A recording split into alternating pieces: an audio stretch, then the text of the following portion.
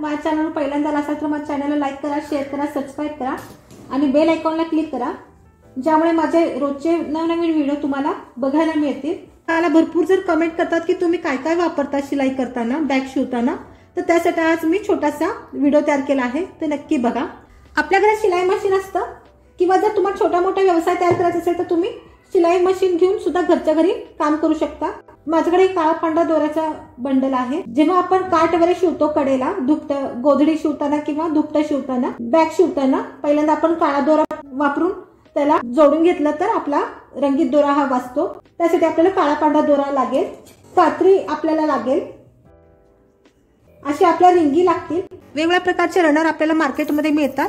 2 रुपयाला 3 रुपयाला असं एक मिळतं। जर तुम्ही जास्त एकदम घेतला तर तुम्हाला तो दुकानदार कमी करून देऊ शकतो। बॅगचे व्हिडिओ दाखवत असते त्यामुळे मला चेन भरपूर लागते, त्यामुळे मी असा चेनचा बंडलच घेतलेला आहे।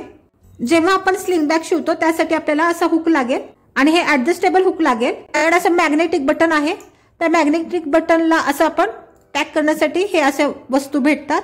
हे 5 ते 7 रुपयाला एक वस्तू भेटते। तुमच्या ओळखीच्या दुकानामध्ये कितीला मिळते ते नक्की मला सांगा। आपण जेव्हा शिलाई करतो तेव्हा छोटे मोठे दोरे आपल्याला कडेला राहिलेले असतात, त्यासाठी आपल्याला हे कटर वापरता येईल। माझ्या घरापासून दुकान खूप लांब आहे, त्यामुळे मी असे सुईचं पाकिटच घेऊन येते। ही 18 नंबरची सुई आहे। आपल्याकडे वेगवेगळ्या कलरचे कपडे येतात शिवायला, त्यासाठी आपल्याला दोरा लागतो। हा मी फेंट आणि एक डार्क असा दोरा घेतलेला आहे। तुम्ही एक एक सुद्धा घेऊ शकता। आपण जेव्हा बॅग शिवतो, स्लिंग बॅग शिवतो, ट्रॅव्हल बॅग शिवतो, तेव्हा आपल्याला बंद लागतात। त्यासाठी मी हा तयार बंद आणून ठेवते। हा मजबूत असतो, 1 इंच, 1.25 इंच आणि 1.5 इंच मध्ये मिळतो।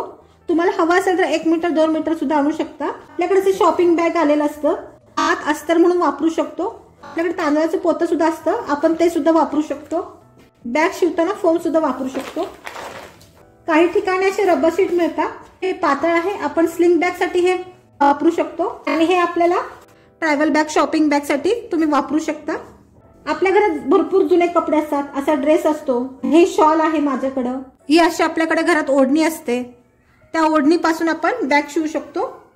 जेव्हा तुम्ही सुरू करणार असाल बॅग शिवायला तर तुम्ही पहिल्यांदा विकत आणण्यापेक्षा आपल्या घरातल्या जुन्या कपड्यापासून बॅग शिवायला सुरू करा आणि त्यानंतर मग तुमचा हात बसल्यानंतर तुम्ही बॅग शिवू शकता।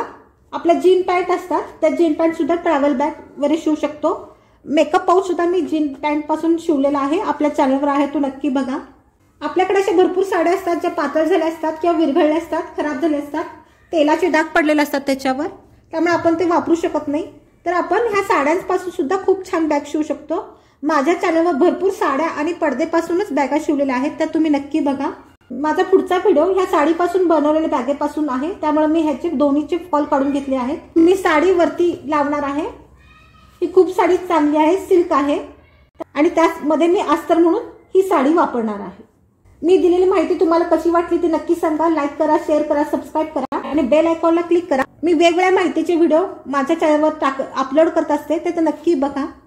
थँक्यू।